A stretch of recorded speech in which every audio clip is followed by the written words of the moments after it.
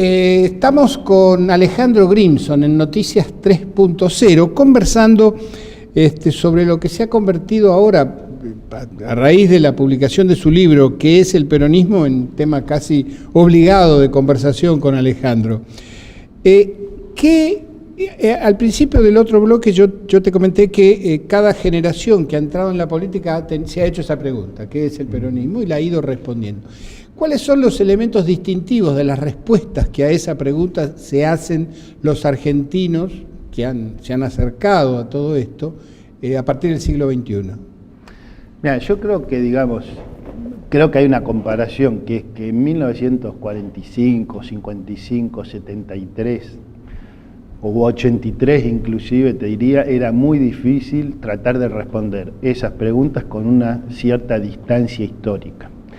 Entonces, la mayor parte de las respuestas, no todas, hubo excepciones más interesantes, digamos, para lo que dejan, ¿no?, de resto interesante para el proceso histórico, pero la mayor parte de las respuestas fueron o ultraperonistas o ultra antiperonistas, lo cual no está mal en sí mismo, pero son respuestas necesariamente de batalla en esa coyuntura, claro, pero no son tanto respuestas académicas, claro, intelectuales, que lejos están las mías, por lo menos, de ser o de intentar ser neutrales en ningún sentido, pero no están tomadas a partir de una visión partidaria. O sea, mi libro no es un libro a favor de este partido o del otro, es un intento de mirar con distancia. Esa distancia en el siglo XXI se ha hecho más factible y entonces hemos podido volver, y creo yo que lo que estamos intentando en esta generación, o por lo menos yo, tampoco quiero hablar por todos mis colegas, pero lo que yo intento es pensar que después de 74 años,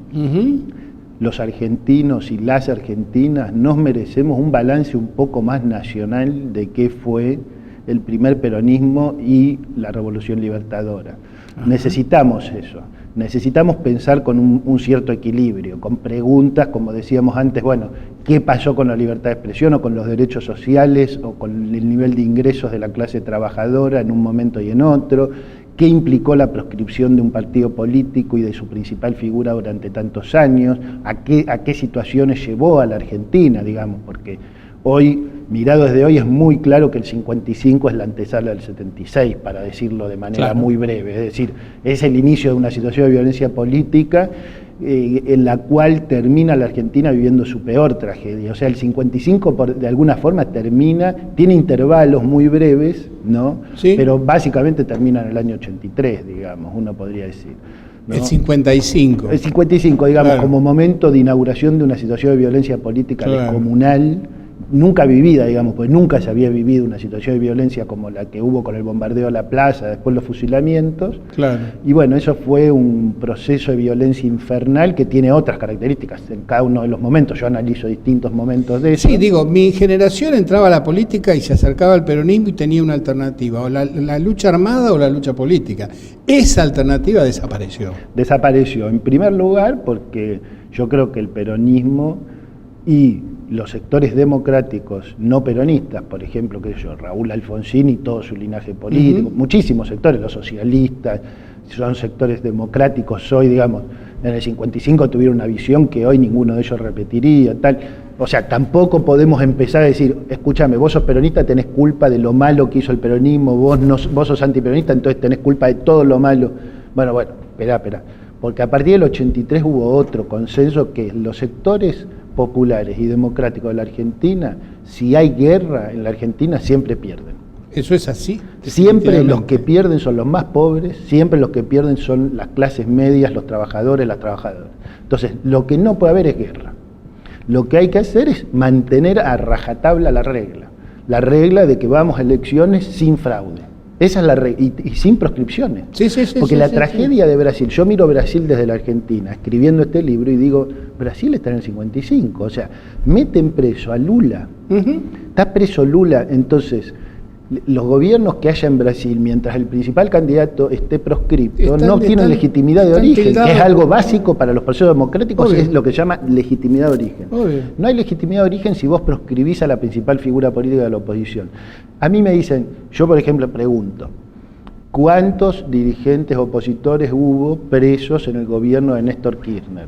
0. ¿Cuántos hubo presos en el gobierno de Cristina Kirchner? 0. ¿Cuántos hay hoy? Muchísimos. Y me contestan, sí, pero porque robaron, porque son corruptos. Yo respondo, primero hay que leer la Constitución y ver si uno está o no de acuerdo con su Constitución. Pues la Constitución Nacional dice que todos somos inocentes hasta que se demuestre lo contrario, y en este momento hay una distribución muy generosa de prisiones preventivas hacia los opositores y ninguna prisión preventiva para un oficialista. Y esto a mí que no me lo discuta nadie, porque eso va erosionando las bases del Estado de Derecho. Entonces, yo incluso he discutido y conversado con peronistas diciéndoles, ustedes a veces aceptan las acusaciones que les hacen de que ustedes son poco democráticos, que el antiperonismo es más democrático que ustedes, pero si ustedes miran un poco, ustedes deberían estar más orgullosos de su propia aceptación de la regla democrática, porque Néstor Kirchner perdió las elecciones legislativas de 2009, Cristina Kirchner de 2013, nadie cerró el Congreso, nadie hizo ninguna locura. Todas las acusaciones de que la Argentina va a cerrar el Congreso y va a ser... no pasó nada. Son todas fantasías que existen en la cabeza de gente que cree que hoy está gobernando Cristina Kirchner, lo cual muestra, digamos, que la verdad, digamos, estas cosas, ¿sabes por qué me preocupan? Porque dañan mucho la cultura democrática argentina. Ajá. Y creo que justamente si hay una responsabilidad que tenemos que tener todas las personas que somos democráticas, tengamos la afiliación política que tengamos, es defender la calidad del debate democrático. No podemos aceptar que se discuta de cualquier forma, diciendo aberraciones, porque entonces estigmatizamos. Yo no puedo estigmatizar a los que piensan distinto que yo. O ensuciándola con todas estas cosas de espionaje y de conversaciones privadas grabadas clandestinamente. Que nadie sabe de dónde salieron, cuál es la legalidad de eso. Nadie sabe. No, eso es escandaloso. O sea, que se va a instituir que a vos te pueden pinchar el teléfono cuando quieran. O sea, justamente, vos fijate, ¿no? Digo, a mí me pueden pinchar el teléfono si sospechan que yo cometí un delito. A través de un procedimiento judicial. A través de un procedimiento judicial para ver todo lo que yo puedo hablar sobre ese delito. Pero eso está controlado por un juez. No sobre la salud de mi hija. Eso está controlado por un juez, no puede ser publicado por la prensa. Y además te quiero decir una cosa, esto que estamos diciendo no es un principio del peronismo, es un principio liberal básico. Pero liberal. Esto es un principio liberal. Entonces, por ejemplo, vamos a mirar, el peronismo, el último peronismo que hemos conocido, que es el kirchnerismo, incorporó a sus ideas y a sus valores, principios clásicos del liberalismo, absolutamente. Del liberalismo político, claro. El tema de derechos humanos viene del liberalismo, no viene de una tradición populista para nada. El tema matrimonio igualitario es un tema que viene del liberalismo. El tema identidad de género, ley de identidad de género, vos nacés, podés elegir vos tu identidad de género, nadie te la puede imponer. Eso es liberalismo, tradición de la filosofía liberal, no de los liberales realmente existentes, que son muchas veces muy poco liberales. Además se habla del liberalismo, de la filosofía liberal política, que no es lo mismo que el liberalismo económico tampoco. Por lo tanto, claro, entonces, cuando hoy vos mirás el peronismo actual, que es muy complejo y es muy diverso, pero vos no podés negar que en sus distintas vertientes tiene influencias, por supuesto del nacionalismo, por supuesto del populismo, pero también del liberalismo y del republicanismo. También. Claro. Entonces, por eso es un fenómeno complejo, pero también en las izquierdas europeas hay influencia del liberalismo. No es un fenómeno específico de la Argentina que todos los partidos tengan influencia de la filosofía política liberal. También los comunistas europeos fueron siendo influidos por el liberalismo político. Y si no, podés leer otros libros. Se consideran sucesores del liberalismo político. Exacto. Entonces lo que quiero decir es que tenemos que pensar el peronismo como un fenómeno mucho menos exótico y mucho más en diálogo con otros fenómenos políticos que hay tanto en América Latina como en el mundo. Y eso nos va a permitir entender a los peronismos en sus diversidades. Claro, sacar un poquito la idea de la excepcionalidad extrema del peronismo, ¿no? Totalmente, porque además el otro problema es que la verdad es que si no entendés el peronismo es imposible que entiendas la Argentina. No, eso lo dijiste el otro día en un reportaje y estoy totalmente de acuerdo.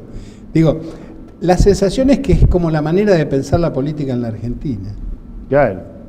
¿No? Sí, porque ordena en términos de que o la pensás adentro del peronismo o la terminás pensando afuera del peronismo y en oposición. Claro. ¿No? Porque lo que abrió el 45 es esa decisión donde no hay peronismo sin antiperonismo y viceversa. Claro. Y el antiperonismo también tiene 70 años. Bueno, primero que el antiperonismo, que tiene 74 años, no se puede saber si es de izquierda o de derecha, porque tanto en el 45 como hoy hay antiperonistas de izquierda y de derecha. O sea que en ese sentido, fíjate vos que volvemos a las complejidades anteriores. Y después, digamos, me parece que esos antiperonismos también fueron cambiando con el tiempo. Muchos de esos antiperonismos coagularon en esa tragedia que hablábamos antes del 55 o en otros momentos, pero después apareció el no peronismo de Alfonsín, que es otra cosa, que estaba presente quizá en algún discurso inicial de Frondizi, por ejemplo, o en algunas tradiciones, pero que después no terminó teniendo el peso que era necesario en ese proceso de democratización de la sociedad argentina. Ahora, me parece que hay varias cosas. Una, el peronismo se define a sí mismo como un sentimiento. El peronismo es un sentimiento. Sí, eso es una... Yo muestro en el libro que el antiperonismo tiene varios sentimientos que lo definen, ¿no?